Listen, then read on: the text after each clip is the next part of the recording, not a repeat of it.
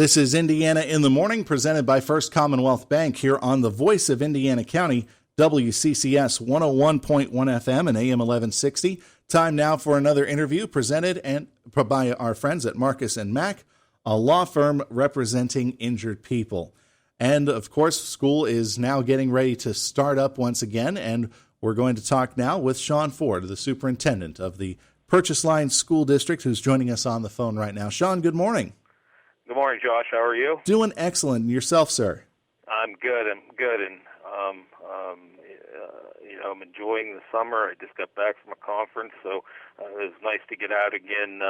Haven't done that during COVID, and so it was nice to be out again. So that's a positive. Well, let's talk about that. Let's talk about COVID actually for a minute there, because a lot of the school districts have been putting together their health and safety plans. I'm sure Purchase Line, I believe, has already done it for this upcoming school year. So we've been hearing a lot of different options, but Purchase Line, I believe, is making masks optional this year for students? That is accurate, Josh. We voted at the June meeting on the updated health and safety plan, and masks are optional next year. We'll still do the best we can with social distancing. I think the exact language is maximum extent feasible.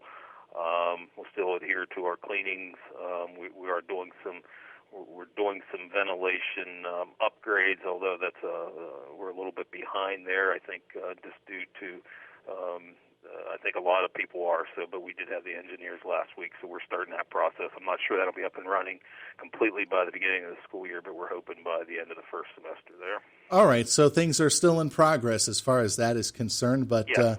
But the schools themselves have been undergoing a deep cleaning, and I think Purchase Line actually was one of the districts in Indiana County that I believe while COVID did impact things a little bit and did change around the instructional schedule, I believe Purchase Line was able to roll with the punches, so to speak, and to be able to get students out to do some learning from home wherever they could. Yes, we kind of, as we reviewed, it's interesting. We started off in a hybrid schedule, last year. That's what we were prepping for all summer, and then mid-year we went 4 days a week, and then by March we were in full days a week, and then we were able to get through the grant from T-Mobile, we were able to get some of the hot spots out to our families and accommodate those needs. And so that's still been a push, is to try to get that access out into as many families as possible within our district. So absolutely. So that T-Mobile program has been a great success then. Yes, that was definitely a success. We passed those out. We had good feedback. Matter of fact, I did not hear any negative feedback, other than some troubleshooting here and there. But overall, no, we had great success. We collected those, and again, the ones that we'll pass those back out as needed. And naturally we're hoping we don't need those as much moving into this year, as we're pretty much in 5 days a week for the next school year. And other than we still have our cyber school for those families that choose to remain in that. Mm-hmm. So that's actually what I was going to ask. This is going to be a 5-day-a-week class schedule, it sounds like. So things are just about back to normal. I imagine that you're probably going to be looking forward to high school football games in the fall, the theatrical events coming up throughout the year, just about anything that will bring some semblance of normalcy back to the school district. Yes, absolutely. We it was interesting. I compared the agenda items in June from a year ago to this year. We're back to approving things that we didn't approve last year because we just didn't know the answers to that. But this year we're back to making those approvals. I'm signing some field trip forms. I'm signing sports schedules with the football, and so kind of putting the rubber stamp. So yes, as of July 13th, 2021, we're full steam ahead. So let's talk about some of the other things that you and the teachers, I guess, are looking forward to. I'm assuming that the teachers have already started their prep for the school year as well at this point. Yes, one of one of the things we did learn during COVID, I say this, Todd, that you always want to learn from any situation you're in.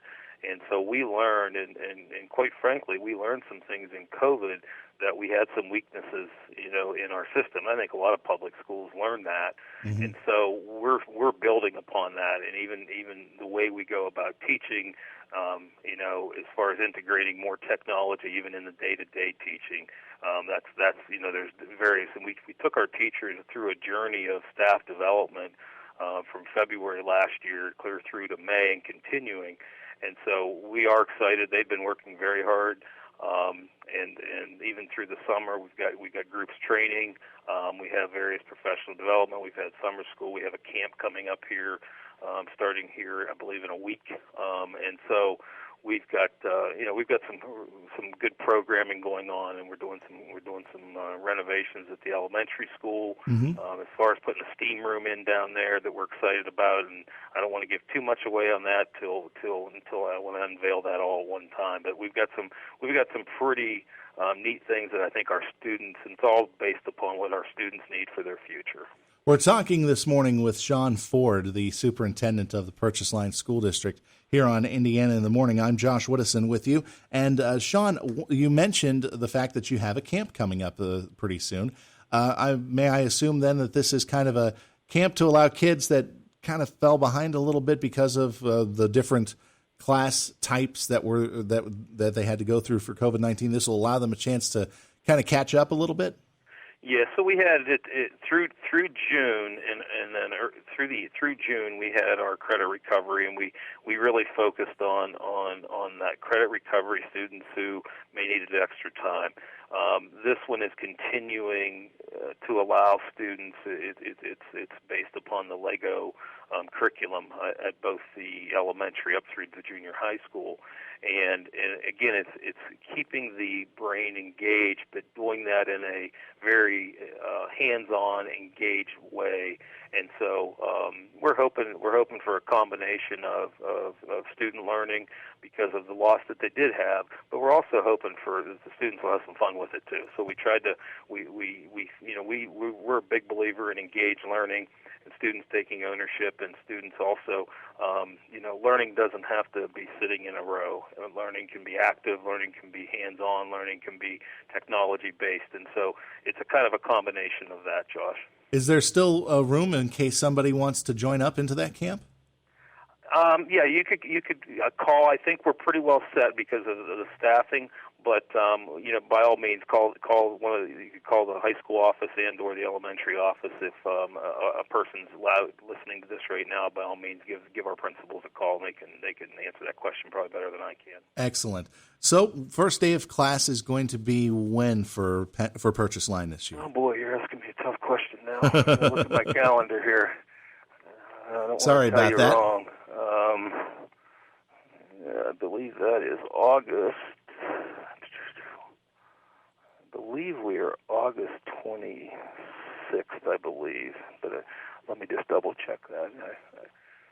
Let's skip that. We'll come back to that. I published it, and I'm drawing a blank here this morning. I think I did find it. First day for students looks like it's August 25th, Wednesday the 25th. Wednesday the 25th. All right, so that sounds good. Sorry about that. Hey, no worries. August 25th. No worries, that's fine. Hey, that was probably the easiest question you asked me, and that was one I wasn't prepared for. Oh gosh, I apologize about that, Mr. Ford.